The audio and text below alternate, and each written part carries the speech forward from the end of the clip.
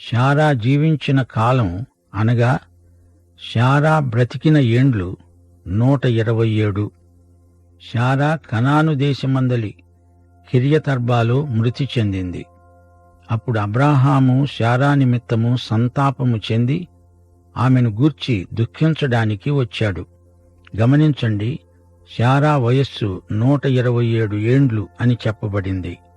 ఇస్సాకు పుట్టినప్పుడు ఆమె వయస్సు 90 ఏండ్లు. ఆమె చనిపోయేటప్పటికి ఇస్సాకు 37 ఏండ్ల వయస్సు గలవాడు. అనగా ఇస్సాకు బలి తరువాత కొన్ని ఏండ్లు అలా గడిచాయి. శారా కిర్యతర్బాలో చనిపోయింది. అనగా ఆ స్థలం పేరు హెబ్రోను. దేవుడు అబ్రాహాముకు ఇచ్చిన స్థలమైనప్పటికీ అతడు తన భార్యను పాతిపెట్టడానికి స్థలం కొనుక్కోవలసి వచ్చింది.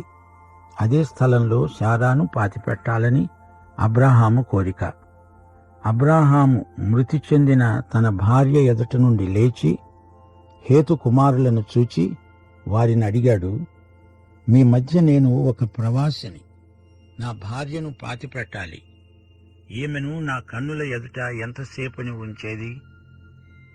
నాకు మీ తావున కొంత సమాధి స్థలం ఇవ్వండి, కొనుక్కుంటాను. అబ్రాహాం అంటున్నాడు, నేను ఒక ప్రవాసిని, పరాయివాణ్ణి. అయితే అబ్రహాముకు అది వాగ్దత్త భూమి. అదంతా స్వాస్థ్యంగా దేవుడు అతనికే ఇస్తానన్నాడు. హేతు కుమారులన్నారు, అయ్యా, మా మాట వినండి. మీరు మా మధ్య మహారాజు. సమాధి స్థలాలలో అతి శ్రేష్టమైన దానియందు మృతి చెందిన నీ భార్యను పాతిపెట్టు. చనిపోయిన నీ భార్యను పాతిపెట్టడానికి మాలో ఎవరైనా సమాధి స్థలం ఇయ్యనొల్లని వాడు అంటూ ఉండడు. హేతు కుమారులు ఆ భూమిలో నివసించారు. వారు దాతృత్వంలో ధారాళమైన బుద్ధిని కనపరిచారు. వారన్నారు, ఈ సమాధుల తోటలో నీకిష్టమైన స్థలాన్ని నీవు కోరుకో. నీవు ఏ స్థలం తీసుకున్నా మాకిష్టమే. హేతు కుమారుల దృష్టిలో అబ్రాహాము మహారాజు. వారి మధ్య అబ్రాహాముకు మంచి పలుకుబడి, పరపతి ఉన్నాయి. అప్పుడు అబ్రాహాము లేచి ఆ దేశ ప్రజలైన హేతు కుమారుల ఎదట సాగిలపడి వారితో అన్నాడు, మృతి చెందిన నా భార్యను పాతిపెట్టడం మీకిష్టమైతే నా మాట వినండి. సోహరు కుమారుడైన ఎఫ్రోను తన పొలము చివర తనకు ఉన్న మక్పేలా గుహను నాకు ఇచ్చినట్లు నా పక్షముగా అతనితో మనవి చేయండి. మీ మధ్య సమాధి స్థలముగా ఉండడానికి పూర్తి వెలకు అతడు దానిని నాకు స్వాస్థ్యముగా ఇవ్వాలి. మక్పేలా గుహ కావాలని అబ్రాహాము కోరుతున్నాడు. దానిని కొనాలని అబ్రాహాము కోరిక. దేవుడు తనకు ఆ భూమిని స్వాధీనం చేసే వరకు అబ్రాహాము దానిని కొనుక్కోక తప్పదు. అది సరే, అబ్రాహాము శారాను అదే స్థలంలో పాతిపెట్టాలని ఎందుకు కోరాడు? మరో చోటికి ఆమె శరీరాన్ని ఎందుకు తీసుకువెళ్లలేదు? ఎందుకనగా అది వాగ్దత్త భూమి. వారి భవిష్యత్తు ఆ స్థలానికి ముడిపెట్టబడి ఉన్నది. దేవునికి 2 ఉద్దేశ్యాలు సమానాంతరంగా ఉన్నాయి. ఇహలోక ఉద్దేశ్యం, పరలోక ఉద్దేశ్యం. ఇహలోకం కూడా దేవుని దృష్టిలో కొంతవరకు ప్రధాన పాత్ర వహిస్తుంది. ఇహలోకంలో పాతిపెట్టబడిన దేవుని ప్రజలు వాగ్దత్త భూమిలోనే సమాధి అవ్వాలి. అక్కడే దేవుడు వారిని లేపుతాడు. అది యూదుల నమ్మకం. మేడగదిలో యేసు ప్రభు తన శిష్యులతో మాట్లాడుతూ అన్నాడు, యోహాను శుభవార్త 14వ అధ్యాయం 1 నుండి 3వ వచనం వరకు, మీ హృదయాలను కలవరపడనీయకండి. దేవుని యందు విశ్వాసముంచుతున్నారు కదా, నాయందు విశ్వాసముంచండి. నా తండ్రి ఇంట అనేక నివాసములున్నాయి. లేని ఎడల మీతో చెప్పేవాణ్ణే. మీకు స్థలము సిద్ధపరచడానికి వెళ్ళుతున్నాను. నేను వెళ్ళి మీకు స్థలం సిద్ధపరిస్తే నేనుండే స్థలంలో మీరు ఉండేలాగున మరల వచ్చి నా వద్ద ఉండడానికి మిమ్ములను తీసుకొని పోతాను. యేసు ప్రభువు మన కోసమై పైన అక్కడ నూతన యెరూషలేమును సిద్ధపరుస్తున్నాడు. అక్కడికి సంఘం ఎత్తబడి అక్కడ ఉండిపోతుంది. నూతన యెరూషలేము సంఘం మొత్తానికి శాశ్వత నివాస స్థానమైపోతుంది. అబ్రాహాముకు దేవుడు ఇహలోకమందు స్థలాన్ని వాగ్దానం చేశాడు. అబ్రాహాము దేవునియందు విశ్వాసముంచాడు. అందుకే శారాను అదే భూమిలో పాతిపెట్టాలని అబ్రాహాము ఎంతగానో కోరాడు. తాను కూడా అక్కడే సమాధి చేయబడాలని అబ్రాహాము అభీష్టం. హెబ్రోనులో అబ్రాహాము సమాధి స్థలం యెరూషలేముకు సుమారు 30 కిలోమీటర్ల దూరాన ఉంది. అక్కడే అబ్రాహాము, శారా, ఇస్సాకు, రెబ్కా, యాకోబు, లేయా మొదలైన వారు పాతిపెట్టబడ్డారు. రాహేలు మాత్రం బెత్లెహేములో పాతిపెట్టబడింది. యూదులకు గట్టి నమ్మకం ఉంది, వాగ్దత్త భూమిలో పాతిపెట్టబడిన వారికే పునరుత్థానం. ఇది ఐహికమైన నిరీక్షణ.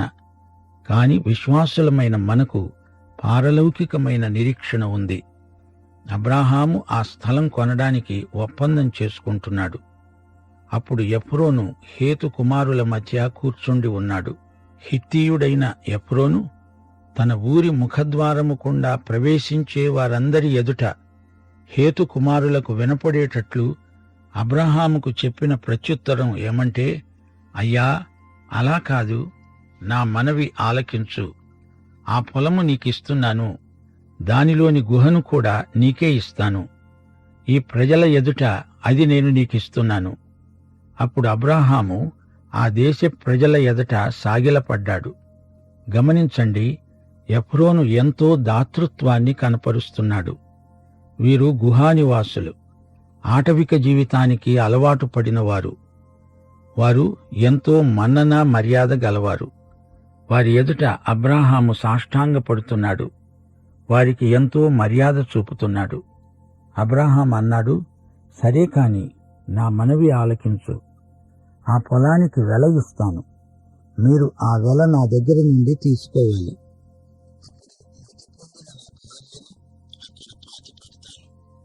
అందుకు ఎఫ్రోను అబ్రాహాముతో అన్నాడు, అయ్యా, నా మాట విను. ఆ భూమి 400 తులాల వెండి విలువ గలది. నాకు నీకు అది ఎంత? మృతి పొందిన నీ భార్యను పాతిపెట్టుకో. ఎఫ్రోను మాట అబ్రాహాము విన్నాడు. హేతు కుమారులకు వినపడేటట్లు ఎఫ్రోను చెప్పిన వెల, అనగా 400 తులాల వెండి అబ్రాహాము తూచి అతనికిచ్చాడు. అనగా అబ్రాహాము మక్పేలా గుహాస్థలమును వెల చెల్లించి కొన్నాడు.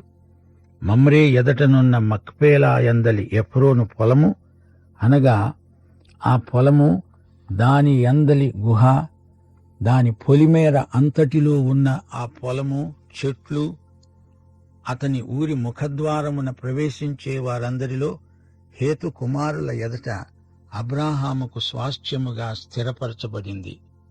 ఆ తరువాత అబ్రాహాము కనాను దేశంలో హెబ్రోను అనే మమ్రే ఎదట ఉన్న మక్పేలా పొలం గుహలో తన భార్య అయిన శారాను పాతిపెట్టాడు. ఆ పొలము, దానిలో ఉన్న గుహ హేతు కుమారుల వల్ల సమాధుల కోసం అబ్రాహాముకు స్వాస్థ్యంగా స్థిరపరచబడినవి. గమనించాలి, సరిగ్గా ఇదే స్థలంలో ఇప్పుడు ఒక మసీదు ఉన్నది. అది ఈ ప్రపంచంలోకెల్లా ప్రసిద్ధమైన మసీదు. అరబ్బులకు కూడా ఇది ప్రాముఖ్యమైన స్థలం. వారు కూడా అబ్రాహాము పేరునే చెబుతారు. అబ్రాహాము జీవించిన రోజుల్లో ఎవరైనా వ్యక్తి మరణిస్తే సమాధి కార్యక్రమం ఎంతో సాంప్రదాయబద్ధమై ఉండేది. మృతులను గౌరవ సూచకంగా సమాధి చేయడం పరిపాటి. అలా చేయకపోతే అది అవమానకరం, అది శాపంగా ప్రజలు పరిగణించేవారు. మృతుల కోసం అంగలార్చేవారు. స్నేహితులు, బంధువులు వచ్చి ఒక్క పెట్టున ఏడ్చేవారు. చుట్టూ ప్రజలందరూ కూడా ఇది వినాలి. ఆ రోజుల్లో ప్రత్యేకమైన సమాధి కార్యక్రమాలను ఇరుగు పొరుగు వారే నిర్వహించేవారు. శవాన్ని ఎక్కువసేపు ఉంచకూడదు. ఉష్ణోగ్రత అక్కడ ఎక్కువగా ఉండడం మూలాన శవాన్ని ఎక్కువసేపు ఉంచకూడదు. అదే రోజు సమాధి చెయ్యాలి. తన భార్య శారా చనిపోయినప్పుడు అబ్రాహాము సమాధి స్థలం కోసం ఎంతో ప్రయత్నం చేశాడు. ఎందరో అతనికి సాయం చేశారు. అతణ్ణి మహారాజు అని చెప్పి గౌరవించారు. అతడు దైవజనుడని అందరూ ఎరుగుదురు. అబ్రాహాము ఆధ్యాత్మిక వ్యక్తిత్వం చుట్టుప్రక్కల ప్రజల మీద ఎంతో ప్రభావం చూపెట్టింది. అబ్రాహాము ఎఫ్రోను స్థలం విషయమై మాట్లాడుకుంటున్నప్పుడు ఒకరి పట్ల ఒకరు ఎంతో మర్యాద చూపించారు. ఎఫ్రోను స్థలం ఉచితంగా ఇస్తానన్నాడు. అబ్రాహాము కాదు కూడదు, డబ్బిచ్చి కొంటానన్నాడు. ఎఫ్రోను ఏదో కొంత వెల నిర్ణయించాడు. అయినా అతనికి ఎంతో ఉదార బుద్ధి ఉందని మనం గ్రహించాలి. అబ్రాహాము 400 తులాల వెండి చెల్లించాడు. చివరికి బేరం కుదిరింది. అబ్రాహాము డబ్బిచ్చి కొనటంలో అతని వ్యవహార దక్షత మనకు బోధపడుతుంది. ఈ రోజు వరకు కూడా బేరసారాలు ఆ విధంగానే ఆ ప్రాంతాలలో జరుగుతూ ఉంటాయి. మర్యాదకు ఊరికే ఇస్తామంటారు కాని అలా ఊరికే తీసుకోకూడదు. అది అబ్రాహాముకు తెలుసు. 400 తులాల వెండి అంటే ఎక్కువ ఖరీదే. ఆ ప్రాంతంలో హిత్తీయులున్నారు. అబ్రాహాము దేవుడు తనకిచ్చిన భూమి అయినప్పటికీ వివాదం పెట్టుకోకుండా, వ్యాజ్యమాడకుండా వెల ఇచ్చి కొన్నాడు. ఆ రోజుల్లో ఇన్ని తులాల వెండి అని తూచి ఇచ్చేవారు.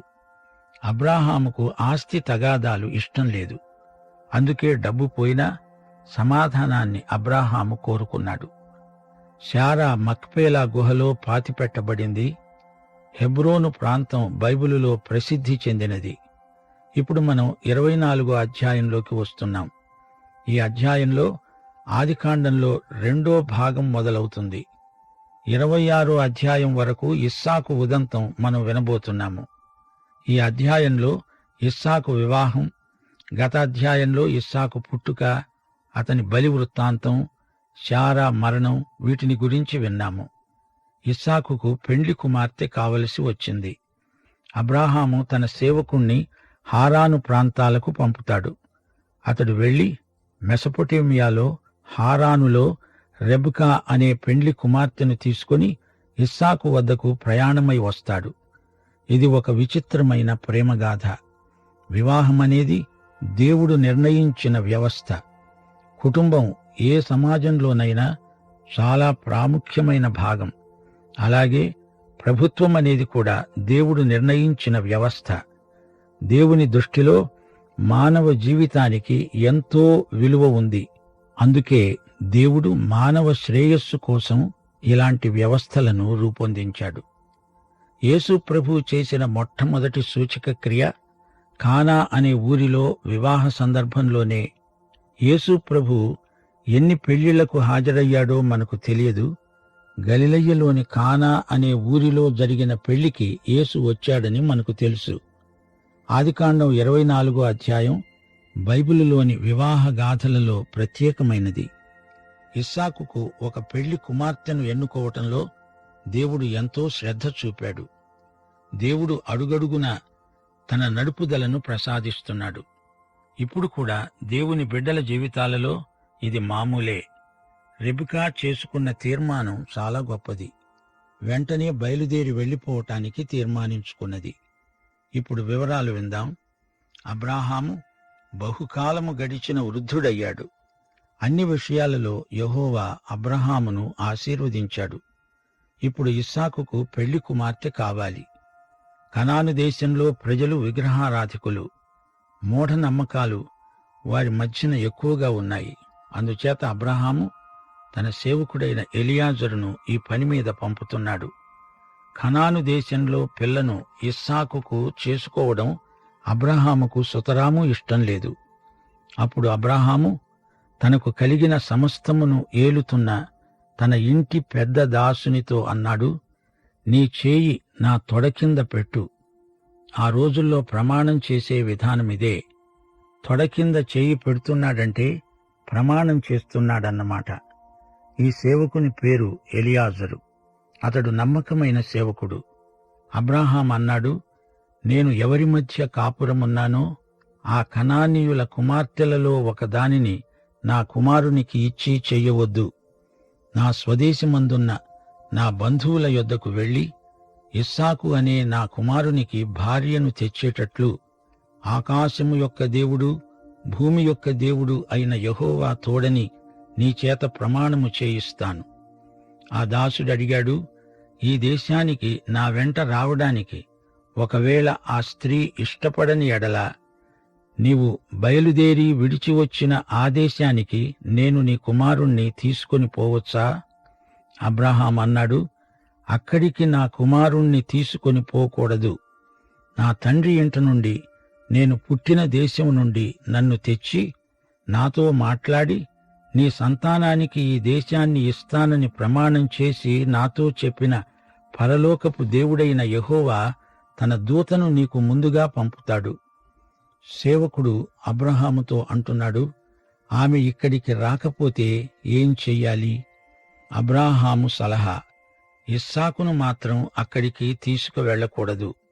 ఎందుకనగా అతడు వాగ్దత్త భూమిలోనే ఉండాలి. ఎట్టి పరిస్థితిలోనూ దేవుని ప్రజలు వాగ్దత్త భూమిని విడిచి వెళ్లకూడదు. అక్కడే ఉండి అక్కడే చనిపోవాలి. అక్కడే పాతిపెట్టబడాలి. వేరే ఇంకొక చోట చనిపోయినా వారి ఎముకలను తెచ్చైనా వాగ్దత్త భూమిలోనే పూడ్చిపెట్టాలి. అన్యుల దేశముల్లో దేవుని ప్రజలకు ఆనందం ఉండదు. అప్పటి ప్రజల అవగాహన భౌగోళికంగా వాగ్దత్త భూమికే పరిమితమైంది. అబ్రాహాము విశ్వాసమందు ఎన్నో పాఠాలు నేర్చుకున్న వ్యక్తి. ఎలియాజరుకు చెప్తున్నాడు, దేవుడు నిన్ను నడిపిస్తాడు. ఇది దేవుని వాగ్దానం. దేవుడు చెప్పిన మాట మీద ఆధారపడి అబ్రాహాము నడుస్తాడు. ఊరికే మానసికంగా నమ్మటం కాదు, ఆయన మాట చొప్పున నడవాలి. అబ్రాహాముకు దేవునికి మధ్య ఉన్న నిబంధన శాశ్వతమైనది. దేవుడు చెప్పాడు, ఇస్సాకు ద్వారా కలిగే సంతానం విశ్వవ్యాప్తమవుతుంది. చివరికి యేసుక్రీస్తు వస్తాడు. లోకమంతటా అబ్రాహాముకు శారీరక ఆధ్యాత్మిక సంతానం విస్తరిస్తుంది. విశ్వాసమంటే ఊహ కాదు, మూర్ఖత్వము కాదు. దేవుని మాటను అక్షరాలా నమ్మటం. క్రైస్తవుని భక్తికే విశ్వాసమని పేరు. విశ్వాసమంటే దేవుని వాక్యమందలి సూత్రాలను వ్యక్తిగతంగా అన్వయించుకోవటం. విశ్వాసం ప్రయోగాత్మకమైన జీవిత విధానం. దేవుణ్ణి, దేవుని మాటను సరిగా గ్రహించి సందర్భోచితంగా జీవించటం, అదే విశ్వాసం. 8వ వచనం, నీ వెంట రావటానికి ఆ స్త్రీ ఇష్టపడకపోతే ఈ ప్రమాణము నుండి నీవు విడుదల పొందుతావు. కాని నా కుమారుణ్ణి మాత్రం అక్కడికి తీసుకొని పోకూడదు. ఎలియాజరు చేత ఈ విషయమై అబ్రాహాము ప్రమాణము చేయించాడు. ఆ దాసుడు తన యజమానుడైన అబ్రాహాము తొడ క్రింద చెయ్యి పెట్టి ప్రమాణం చేశాడు. ఈ రోజున కొందరు బైబిల్ మీద చెయ్యి పెట్టి ప్రమాణం చేస్తున్నారు. ఆ రోజుల్లో తొడ క్రింద చెయ్యి పెట్టి ప్రమాణం చేసేవారు. అయితే దేవుని బిడ్డల మాటలు ఈ రోజున అవునంటే అవును, కాదంటే కాదు అనేటట్లు ఉండాలి. ప్రమాణ సంకేతాలు అన్యుల ఎదుట ఉపకరిస్తాయి గాని దేవుని బిడ్డల మధ్య వాటికి అంత విలువ ఇవ్వనక్కర్లేదు. దేవుని చిత్తము జరుగక మానదు. మన అక్కరలను దేవుడు ఎరుగును. ప్రార్థన అనేది దేవుని మీద మనము తెచ్చే ఒత్తిడి కాదు, ఆయన చిత్తమును నేర్చుకునే పద్ధతి. అబ్రాహాము అవగాహన ఎంత అర్థవంతమైనదో చూచారా? ఆ స్త్రీ రాకపోతే దేవుడు మరొక స్త్రీని చూపుతాడు. ఒకవేళ ఎవ్వరూ రాకపోతే నీవేమీ కంగారు పడకు, దేవుని చిత్తమే జరుగునుగాక అంటున్నాడు. ఇప్పుడు అబ్రాహాము సేవకుడు బయలుదేరుతున్నాడు. తన యజమానుని ఒంటెలలో 10 ఒంటెలను, తన యజమానుని ఆస్తిలో శ్రేష్టమైన నానావిధములైన వస్తువులు తీసుకొని పోయాడు.